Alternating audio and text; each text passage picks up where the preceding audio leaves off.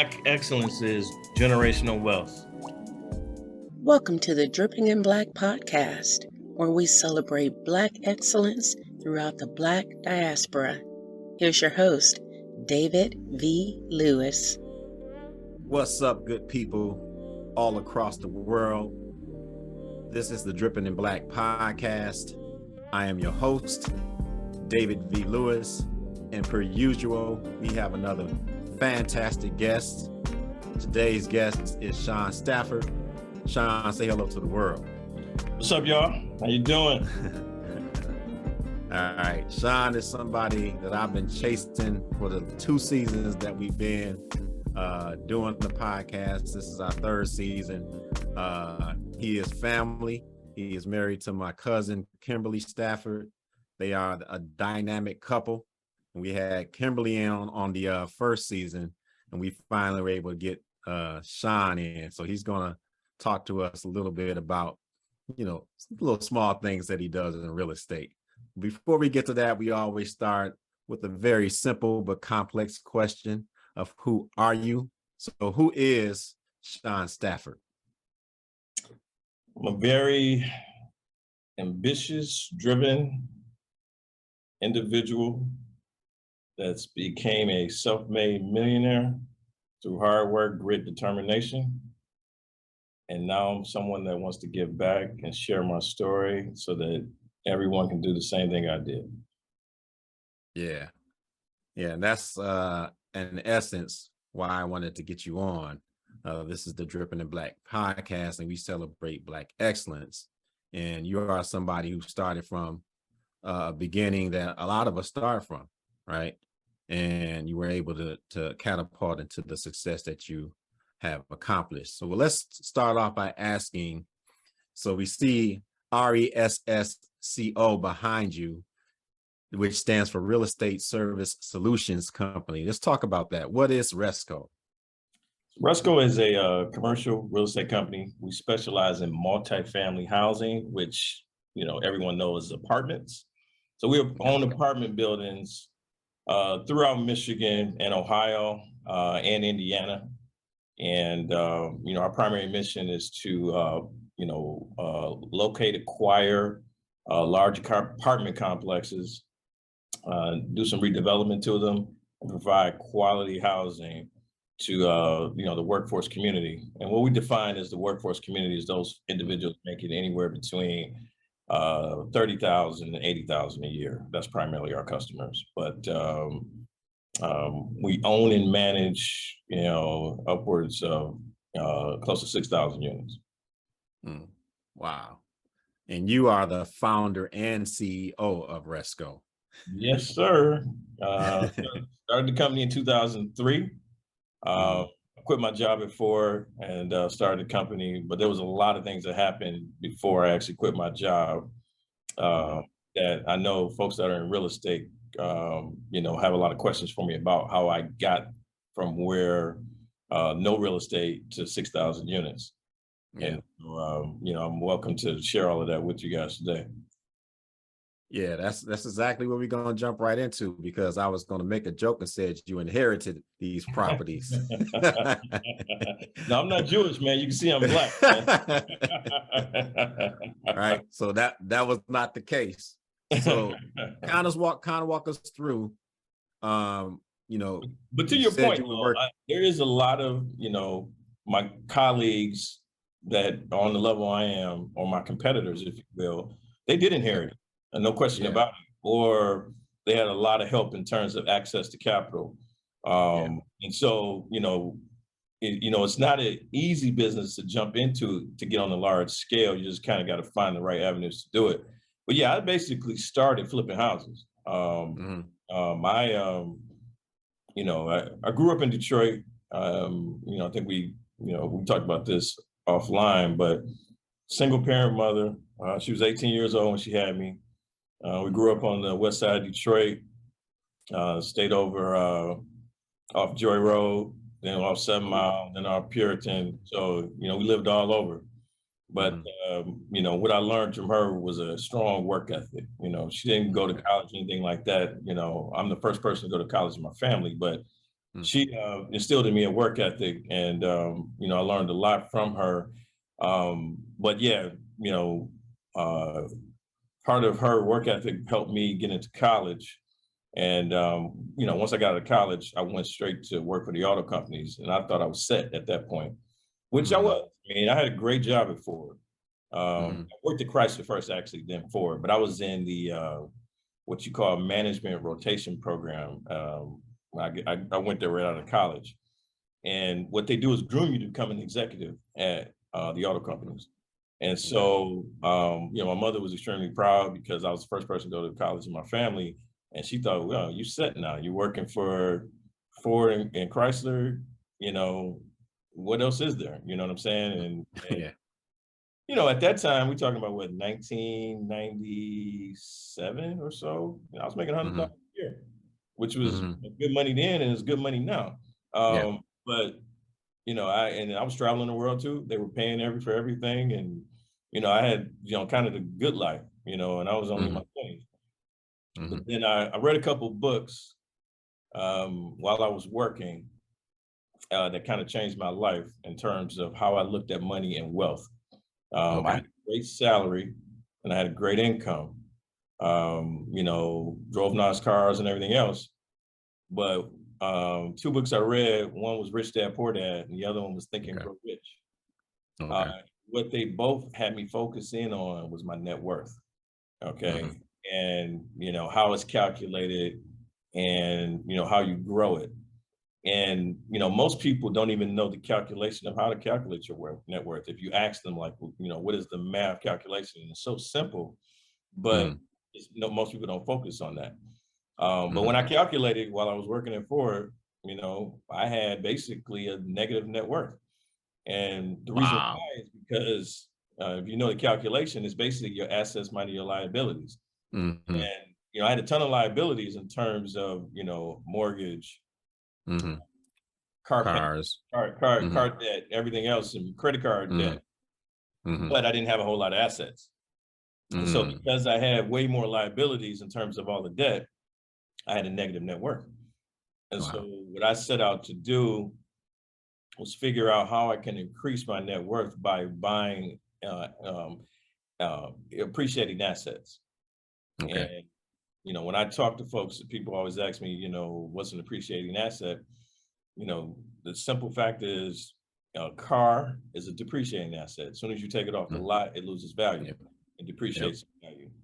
But real estate, a business, you know, even stocks, they will go up. Now, some go down too, but they have a tendency to go up if you buy the right real estate and, you know, the right business and things like that. And so for me, I decided I wanted to try to find me a business that I can get into that had a low barrier to entry.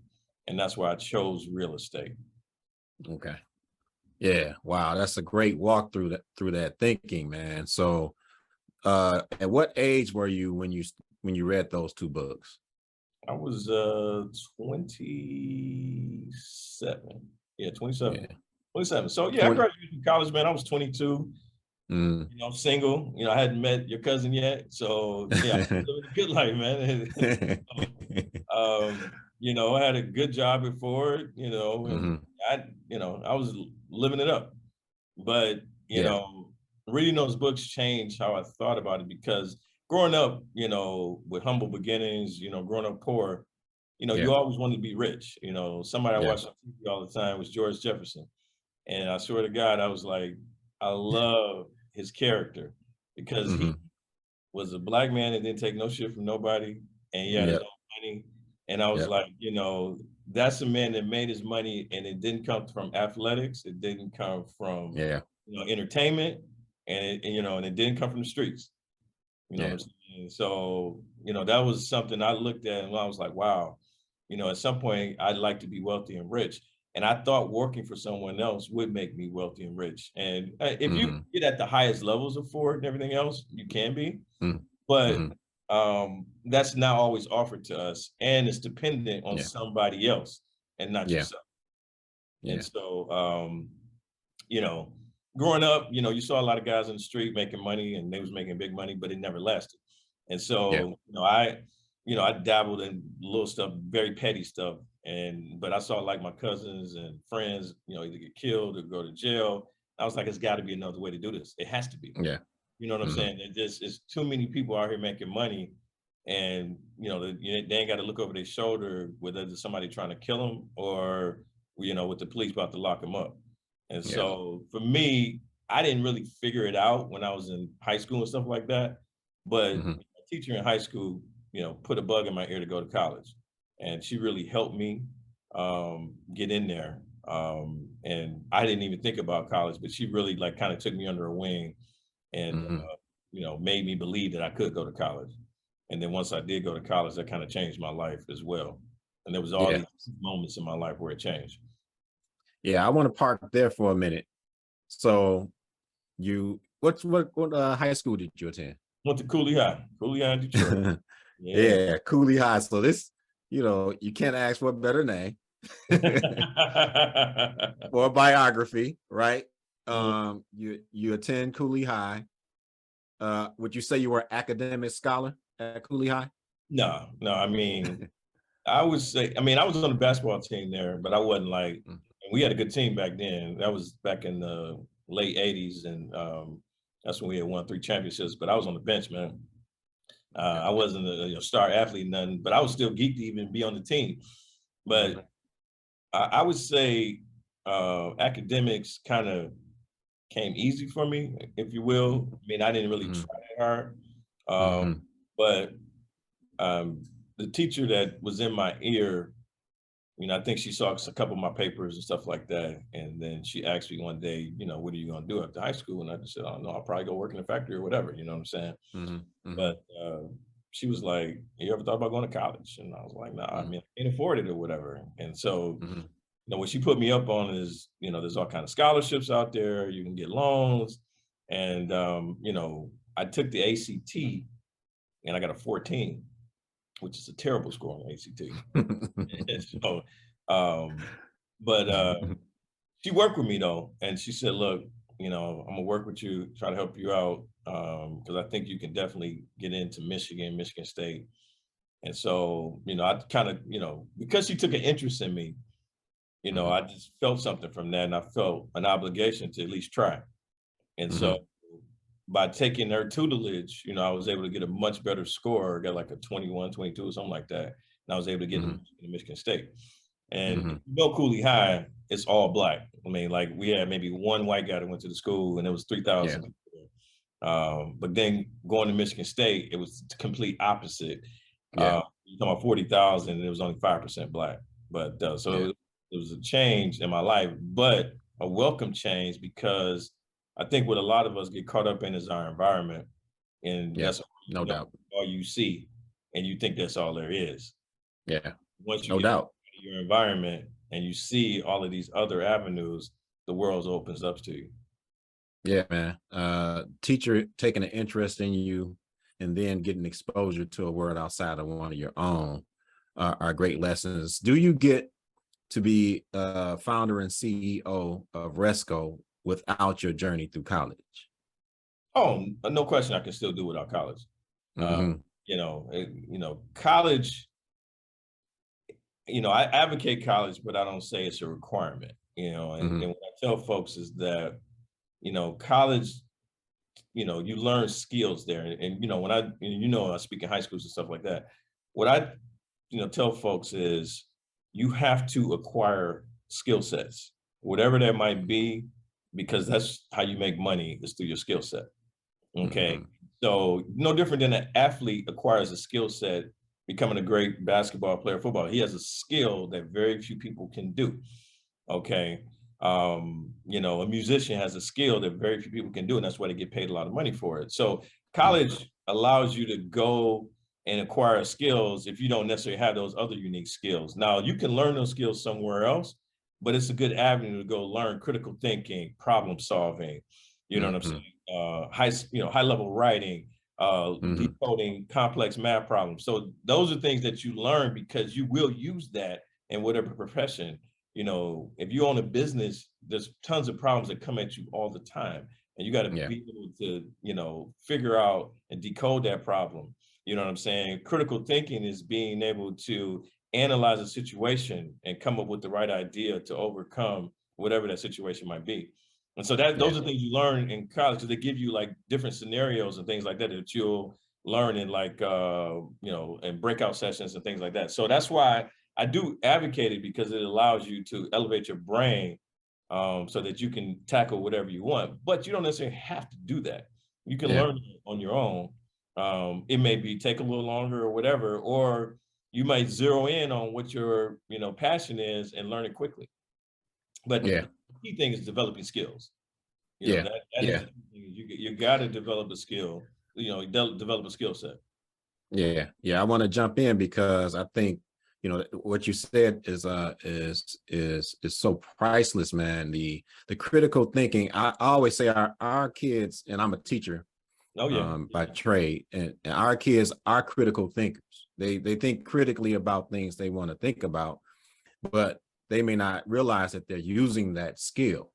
So it's kind of like somebody who's dribbling the basketball but don't know the fundamentals of what they're doing, but they can dribble. And so really it's about our kids understanding the value of learning and the value of critical thinking, right? Oh, no question. If college does that probably better than any other school system that our kids experience, right? K through 12 doesn't quite nail that, but if you get to the college level, then you're able to acquire those skills a little bit better. And so, I mean, there's other things that you learn it's information gathering as well. Because if you don't have access, I'm gonna give an example. Most people don't know what a private placement memorandum is. And, that's a document that is used by someone that's in my business to raise money from investors. We call it a PPM in my business, or if you're raising money for your business. Now, if you go to college and take a business course or get an MBA, you'll get taught that, and it's in the book, and you can learn that. But you don't go to college, but you have an uncle that has a business that's successful. He's going to teach you that, and you just learn it. But you got to learn it somewhere. Okay, so if you don't have that, what have you? College gives you ability to gather information that's not really available to you. All right, so let's kind of do a timeline, right? And again, we talked offline. Excited about getting you on because I knew your story kind of, but to get it chronicled and use it as a source of inspiration, because when I look at you, you're somebody who started, you weren't a straight A student, you weren't the all-star athlete, but here you are, right? And so it should be inspirational for other people that can find themselves very similar, not really knowing what they want to do in high school, right? Somebody kind of takes an interest in you and you kind of figure those things out. So give us kind of a chronology. Let's start at the high school level. Okay. Right. You start high school and you make your trek into college. And actually, because we covered that. I want to talk about when you first got your foray into real estate. All right. So you went to college, you got your degree. I want to tell the story of how I got into Ford too. Okay. That I think it might be helpful for your audience too. When I got to college, I was very underprepared. Because Cooley just did not prepare me for it. So I did well in my first, year and a half or whatever. But I was on a mission when I got there, though, because I was the first person to go to college in my family, and I was going to figure it out. I had a great time in college. I partied my ass off. I got a bunch of friends. And I think you was at my 50th, and you saw all my buddies and all my homies and all that. So we had a lot of fun. But I always had this motto of work hard, play hard. And so, I'm going to get my work done, then I'm going to have some fun after that. But because of that, when I was underprepared, what I mean by that is, I was not getting internships and things like that while I was in college just because I didn't interview well. I was essentially getting to an interview, didn't know what to say, didn't know how to sell myself. And so, I was never getting hired, but I didn't, think much of it. But then when it was time to graduate, it was very hard for me to get, I went there to go get this good job, if you will. And Yeah. I was like, man, I just went through 4 years of college and I don't know, I'm not about to get this good job. I got homies at home and my, uncles and stuff like, oh shit, he went to college and that, ain't even paying off, so they talking shit, and so, I was like really at a desperate point because I'm feeling like it was about a complete waste of time. And, Wow. but what happened was I said to myself, look, you got to make it happen for yourself. And so I wasn't getting interviews. And then Chrysler came up there to Michigan State and they had an interview session. It was only allowed for 10 applicants. I didn't get on the list. And, in my mind, I really wanted to work for Chrysler because I knew that it paid well. And so what I did, man, I threw on my suit and I went up there uninvited and waited till the interviews was over. A man came out the interview room. I said, I handed him my resume. I said, you give me 5 minutes of your time. I guarantee you'll hire me. And, all he could say was no. That's all he could say, no. Yeah. And, I talked to him for 5 minutes. He took my resume, walked away, didn't say shit. And so I'm thinking like, well, whatever. But then a week later, I get a letter in the mail from Chrysler and they like, come in for a second interview, come down to headquarters for a second interview. And I was like, yeah, you know what I'm saying? But it was, if I didn't make that move or try, it would have never happened. You know what I'm saying? What I always encourage people is just say, don't be afraid, man. All they can do is tell you no. And where does that come from? Where does the courage do that come from? Well, it wasn't just instilled in me. And that's what I tell people. People think you're born like that. It wasn't. You know what it comes from? And I always recommend this to people that are kind of stage fright or afraid of rejection. Take a commission-only sales job. What I did one summer when I couldn't get an internship is I sold Kirby vacuums. You don't make money unless you sell one, period. Yeah. So you don't make a dime unless you sell one. But a commission-only sales job teaches you the art of accepting rejection and knowing it's part of the process. It's part of the process to success. And so for me, trying to sell those vacuums and going through that, I got a whole ton of rejection. I mean, our whole little spiel real quick was we give a free carpet clean. We'll clean your carpet because that vacuum, it was a sweet $1,000 vacuum. A $1,000 vacuum back in 1910. So we had huge market for that. We was had people finance these vacuums, but it was a good damn vacuum though. but what I said, okay, we get in there, you gotta, they taught you to say, make sure they watch it.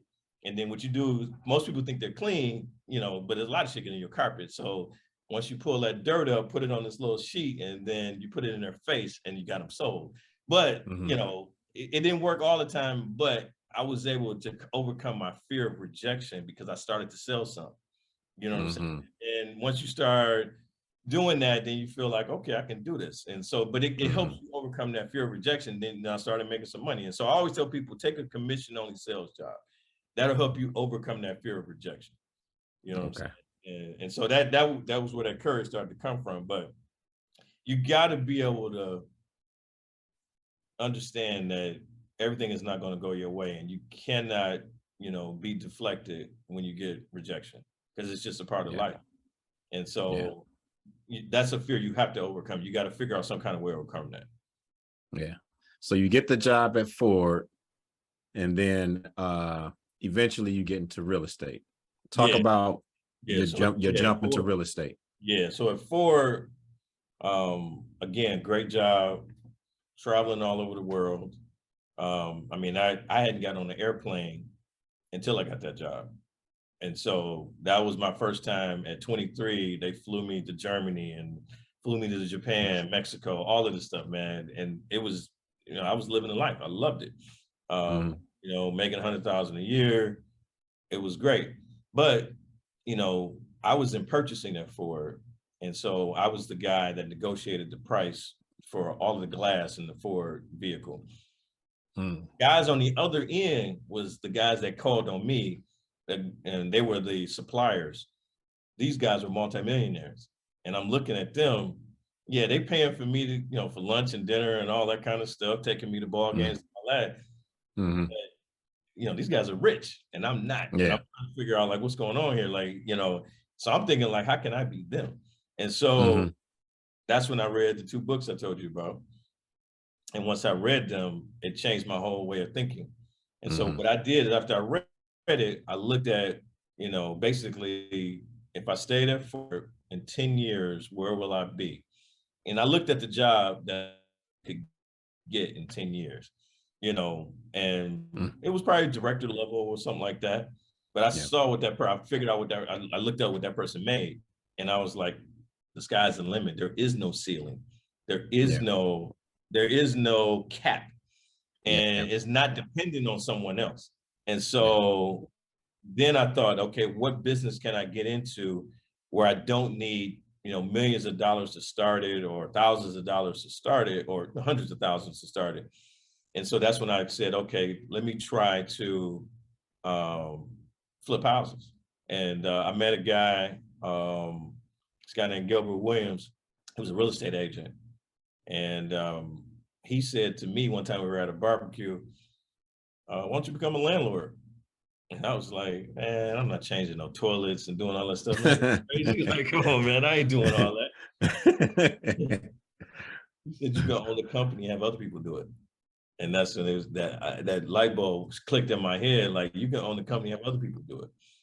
And so then I did research on, large apartment investment companies.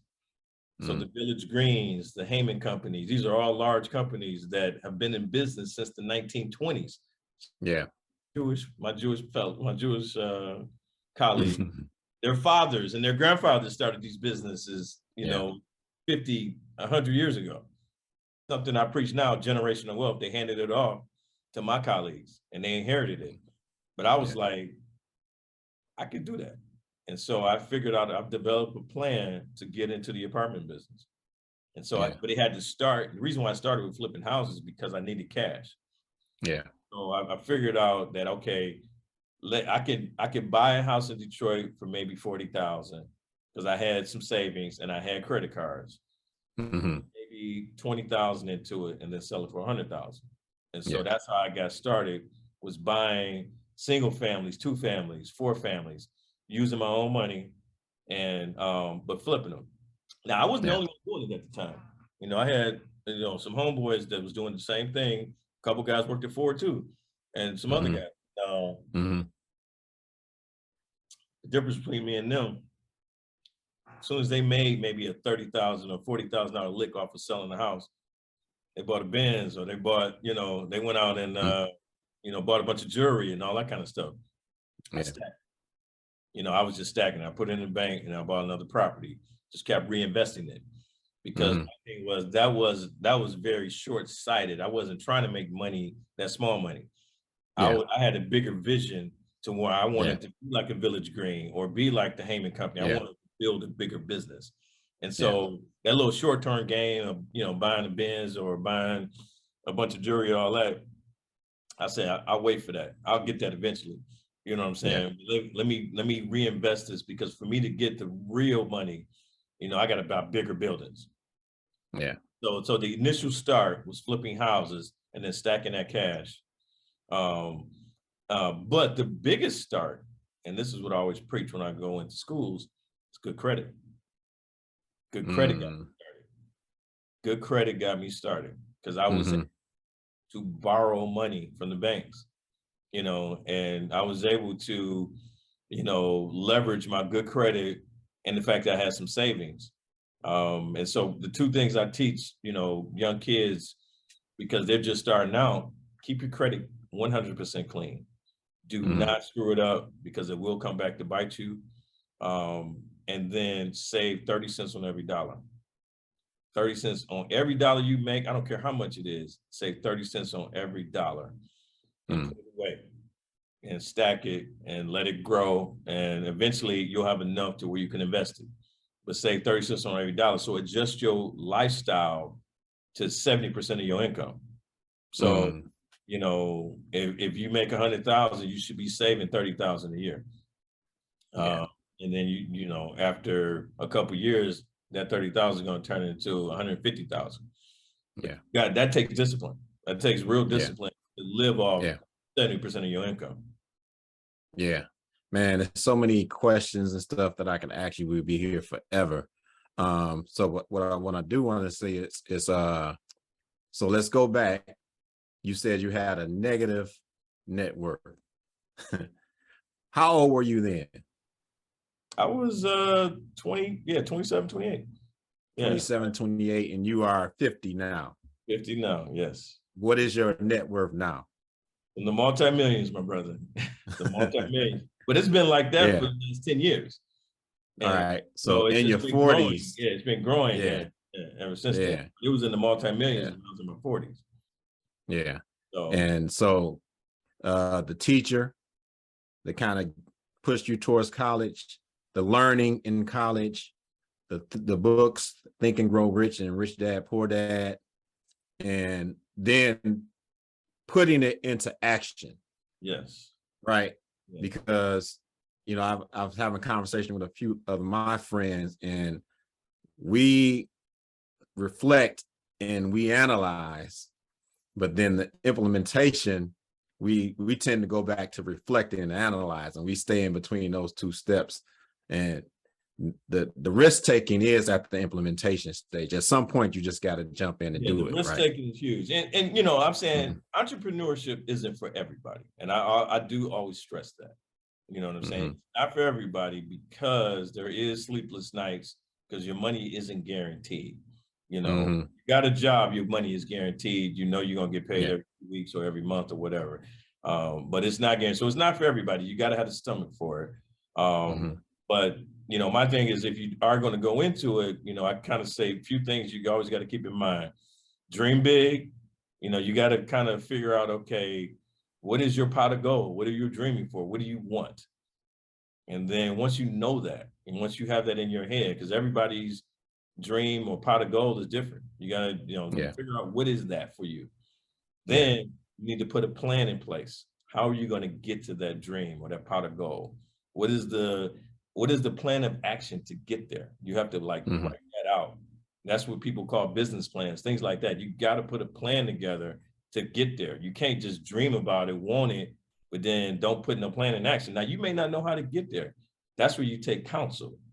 One of the things I used to do when I was first starting my company, I used to go to this, and they probably still offer it now, and I always recommend people do it. I went to get business counseling it was free business counseling by the government. It was called a program called SCORE. SCORE, and it probably still exists today if you Google it, but it was basically people that are retired business people that give you free counseling. You basically go sit and talk about your plan or whatever, and they can say, hey, you trying to do this, and how you going to do that with this? So they'll help you, walk you through it, and just so you can think better about what you're trying to do, because the plan is critical. And because once you develop that plan, then you got to put the work in, and that's that taking that you're talking about. You know, you got to do the work. You got to go, and that's where a lot of people kind of stop. They dream big, they know what they want. They put a plan together, but then put in the work part. That's where, you know, either they're afraid to put the work in, or some people, I mean, I'm gonna be real, are lazy. Like you got a job, that means you got to do that shit after work. And that's what I was doing while I worked at Ford. I built my business after work. I worked a full-time job, but then I went home and did all my real estate stuff after work. And so that requires that you got to, you know, you can't just have this mindset, I'm gonna work from 9 to 5. Now, trying to be an entrepreneur, not a successful one. You know, so you got to be ready to work every day. You know what I'm saying? So, man. I'm gonna just give you the last little part to it. Put the work in. That don't mean it's going to come to fruition. It could totally flop and fail. When it does that, the last part is to, you know, basically be determined to start over again and figure out, because every failure, there was a flaw in your plan. There was something in your plan that was wrong. You got to go back. You can't never give up. You got to go back and figure out what the hell was the problem with my plan. I didn't start flipping houses. I started doing appraisals. I got an appraisal license when I started in real estate. My plan was, to, have this big appraisal company. But then as I started doing it, I wasn't making the money I thought, all that kind of stuff. And then what I found is I really didn't do my homework in terms of how much you could really make from appraisals. And so I went back, retweaked my plan and said, I'm gonna go full bore and try to own apartment buildings. But that was my flaw in my plan. I didn't give up. And a lot of guys, like I told you, that started with me, they gave up on real estate because maybe they lost a house, got in foreclosure. They didn't realize why that happened, and they just said, man, fuck real estate. I'm not doing it. Yeah, man. Awesome stuff, man. I want to give you a little time because you're also a philanthropist, right? So I want you to give you a little bit of time to talk about your organization and your philanthropy. So it's called That Next Level. And you can Google it. It's That Next Level or tnlfoundation.org. And essentially, our mission is to teach financial literacy and generational wealth to the Black community. And we not only do we have a program that we teach, but we'll donate to any cause that is trying to teach financial literacy or generational wealth. And so I'll start with some of the organizations that we donate to. There's a woman now that sponsors a program in Africa called Basics. And she's, her mission is to get as many African kids in Ghana educated so that they can become financially independent. And so we donate to her cause.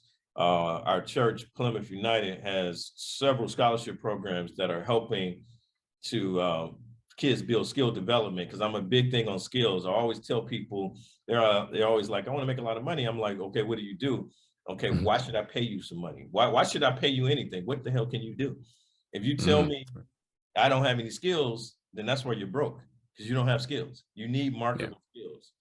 But then our program, we recruit volunteers to go into high schools.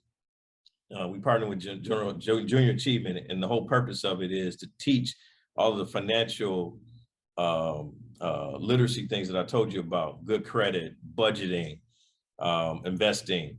These are things that Junior Achievement already had a ready-made program that we use, and my wife heads it up and does a lot of the legwork. And then at the end of the program, I come and speak to all of the students. And we usually have like 200 students each time. And I've walked them through all of the lessons they learned and how I applied it to my life. And it got me from where I was at, where they're at. I mean, we go into Cody High School, Martin Luther King, and I tell them I grew up just like you did. All these things you just learned, that's what I applied to my life. And that helped me get to where I'm at today. All right, cuz I thank you for finally coming on. Like I said, hope the audience see why I was looking forward to getting you on, and we can go on and on and on. I think we just kind of really touched the surface on a lot of things, but I really appreciate you. We do have one last question that we ask all of our guests. It's the toughest question, so I save it for last. You ready? Go ahead. Have you ever been on a magazine cover? Magazine cover? No, I have not. Okay.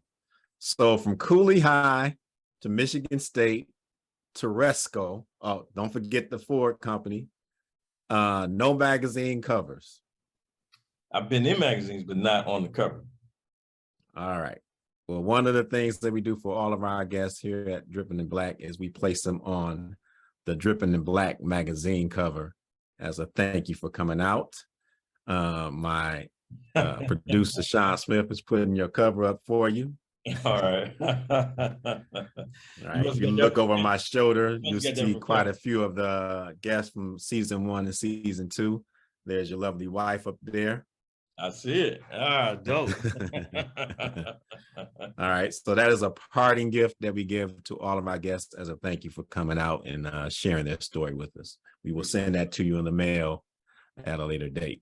All right. Sounds great, man. I love it. I love it. I love it, man. No, I appreciate it, man. I look forward to this, man. Like I told you, if I can do it anybody can do it, man. And that's all I'm preaching, man, is that the more generational wealth we build in our community, man, the more power we have. I mean, the marching and all that is cool, but this country is about bread, man. And that's the only thing that they respect. And we got to get more of it. Yeah, absolutely. Thanks again to Shawn Stafford. And we ask our audience to check us out.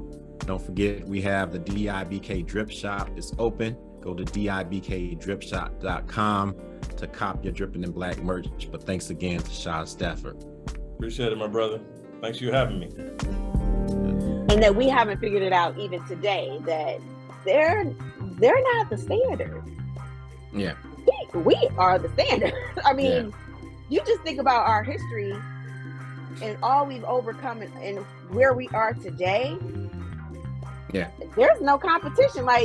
And I think to your point about in or out, education is the last bastion of white supremacy and white dominance. If we could just crack open that safe, it's a wrap. Because anywhere we go, it's the takeover.